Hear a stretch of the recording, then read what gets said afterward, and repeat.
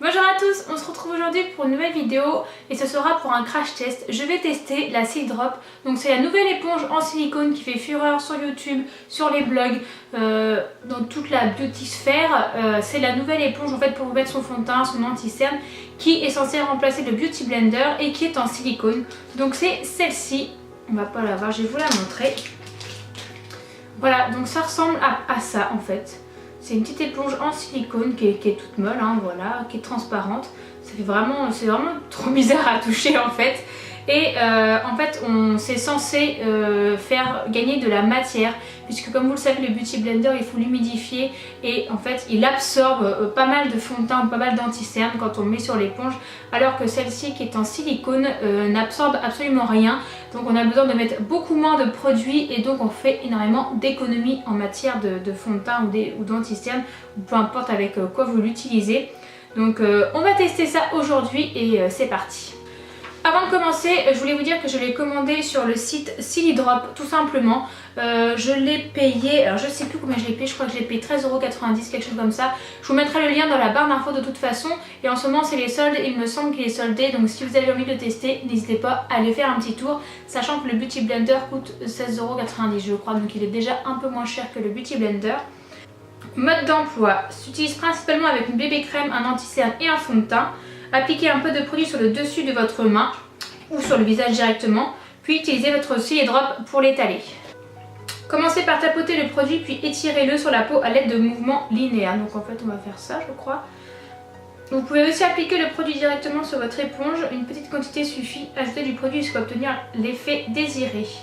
Et pliez le bout de votre éponge pour les petites zones du visage comme le contour de l'œil, les côtés du nez ou pour sculpter un détail du visage. Donc on va tester, c'est parti.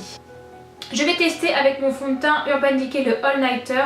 Donc c'est celui-là. Alors autant vous dire que le packaging est magnifique, mais je suis dégoûtée parce que c'est pas la bonne teinte. Et pourtant j'ai choisi avec la vendeuse de Sephora qui m'a aidé à choisir la teinte. Et je sais pas pourquoi, si la lumière du magasin n'allait pas ou si, je sais pas comment c'est possible. Mais en fait elle m'a donné une teinte qui est jaune alors que j'ai pas du tout le teint jaune, j'ai plutôt le teint beige rosé. Donc souvent moi je prends des fonds de teint couleur un peu beige, un peu neutre. Et là elle m'a donné une teinte jaune, donc autant me dire que ça me va pas du tout. Mais comme c'est un fond de teint liquide et qu'il va falloir quand même que j'utilise, parce que j'ai pas envie de le jeter, il m'a coûté cher quand même, il m'a coûté une trentaine d'euros, donc j'ai pas envie de le jeter. Donc on va le tester avec cette petite éponge et on y va. Donc ils disent qu'il faut en mettre un petit peu sur le dos de la main, donc c'est parti. On va mettre un... Bon, j'en mets une pompe, hein, puis on verra au fur et à mesure. Donc si je regarde en bas, je suis désolée, c'est parce que j'ai mon miroir qui est sur moi. Donc en fait avec le côté, vous avez un côté plat et un côté bombé, hein, vous voyez bien. Donc on va prendre le fond de teint avec le côté bombé. Voilà, j'en ai pris un petit peu et on va l'étaler. Je vais mettre un peu partout sur mon visage. Hop, les petits cheveux. Et effectivement ça absorbe rien du tout, tout met sur mon visage. Donc il faut tapoter et après étaler. Je sais pas si vous allez voir que c'est pas la bonne teinte en vidéo. C'est hyper agréable, c'est tout doux. Et en plus c'est hyper pratique parce qu'on n'a pas besoin de le mouiller. Le Beauty Blender c'est quand même relativement pénible de devoir le mouiller à chaque fois. Et là on n'a pas besoin, on peut l'utiliser directement, c'est top.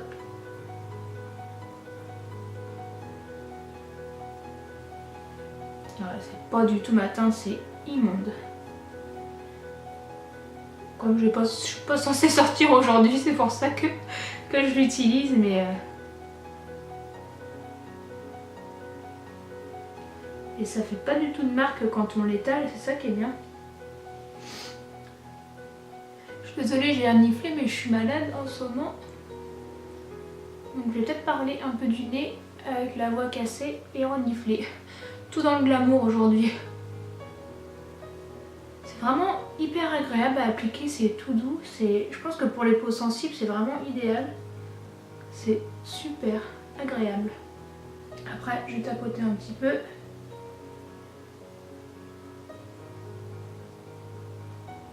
Oh non, mais je vais pas pouvoir le garder pour aujourd'hui, son teint c'est pas possible, c'est immonde. Ici il marque toutes mes zones de sécheresse, c'est horrible. Je n'avais entendu que du bien de ce fond de teint, mais honnêtement, moi je le recommande pas du tout. Oh là là, c'est une horreur. Bon, on va essayer de tapoter, on va plier comme ça. Les allées du nez. Ah ouais, ça marche bien. Hein.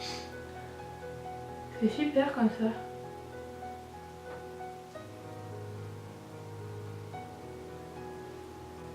Regardez, il me reste encore tout ça. Hein. Avec le Beauty Blender, j'aurais déjà plus rien. Hein.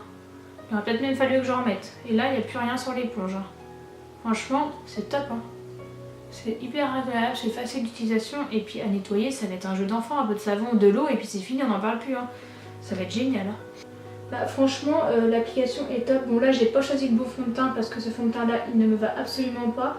Mais l'application est top. Ça fait pas de marque, il n'y a pas de démarcation. C'est le fait d'avoir étalé, moi j'avais peur que ça fasse comme avec le pinceau, qu'on ait des marques d'étalage, et pas du tout. Franchement c'est super, et en plus c'est hyper agréable à utiliser. Moi j'adore, ça a l'air vachement naturel quand même. Hein. Je sais pas si vous allez voir grand chose, mais en tout cas je valide l'application du fond de teint. On va tester maintenant avec l'anti-cerne. Du coup je vais faire comme d'habitude, je vais mettre mon anti-cerne de chez Kat Von D directement sous mes yeux, puis je viendrai l'étaler après. Donc c'est parti pour l'anti-cerne. Et bah pour l'anti-cerne c'est pareil, c'est top pour l'application franchement. L'application est géniale. Parce que du coup ça ne déplace pas la matière et ça reste bien sous l'œil. C'est super.